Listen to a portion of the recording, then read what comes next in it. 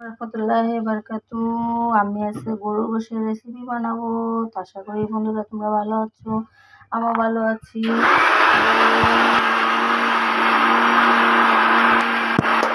রসুন কুচি, পেঁয়াজ কুচি এমনি আস্তা দিয়ে দিই, হলদের গুঁড়া দিয়ে দিব, লবণ দিয়ে দিব, ব্লেন্ডার করা মশলাটা দিয়ে দিব, আদা জিরা গরম মশলা, তারপরে সব কিছু আর কি, ধনিয়ার গুঁড়া দিয়ে দিব, গোটা তেজপাতা দিয়ে দিব, দারচিনি দিয়ে দিব, পরিমাণ মতন তেল দিয়ে দিব, নাড়াচাড়া করে দিয়েছি।